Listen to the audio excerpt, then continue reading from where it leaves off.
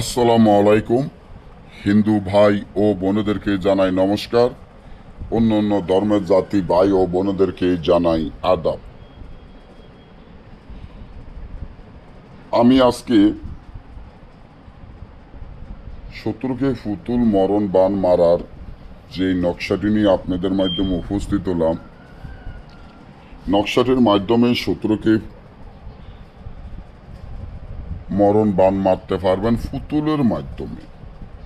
আর কিভাবে ফুতুলের মাধ্যমে আপনার শত্রুকে মরণ বান মারবেন তার সম্পূর্ণ ভিডিওটি আপনারা দেখবেন।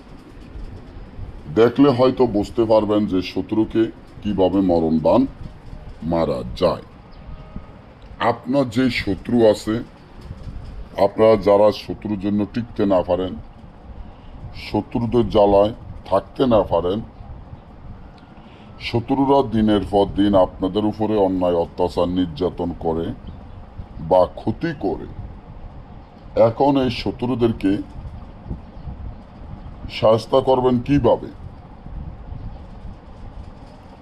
শত্রু তো একের পর এক আপনার ক্ষতি করতেই আছে, একের পর এক আপনার ক্ষতি করে যাচ্ছে।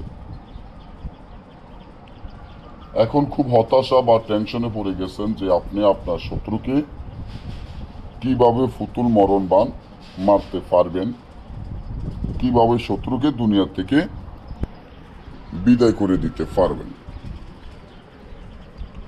দেখা যায় বিষয়গুলো নিয়ে অনেক জায়গায় অনেক তান্ত্রিকেরা অনেক টাকা পয়সাও দিয়েছেন, কিন্তু কাজ হয় নাই। শত্রু কিন্তু আপনার ক্ষতি করে যাচ্ছে।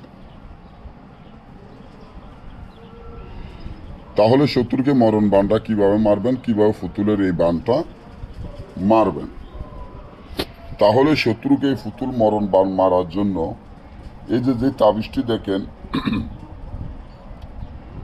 আগেরটা ফুতুল বানাবেন মুগদারের কাপড়ের দ্বারায়, তাবিজটিও লিখবেন মুগদারের কাপড়ে বাদুরের রক্ত দিয়ে লিখিয়া এবারে এই তাবিজটি ফুতুলের বুকের মধ্যে ঢুকাইয়া ফুতুলের হাত পাও শক্ত করিয়া বাঁধিয়া সুতা দিয়ে শক্ত করে ফেসাইতে থাকবেন আর মরণ মন্ত্র পড়বেন। মরণ মন্ত্র পড়িয়া ফুতুলটিকে ভালো করিয়া ফেসাইয়া হালকা তাপ দিবেন। যখন হালকা তাপ দেওয়া শেষ হবে, ফুতুলটি আপনারা শয়শনে ফুতে রাখবেন। শয়শনে ফুতে রাখার সাথে সাথে আপনার শত্রু মরণ হবে। না বুঝলে বা আমাদের স্ক্রিনে দেওয়া নম্বরে যোগাযোগ করে এই কাজগুলো করে নিতে পারবেন।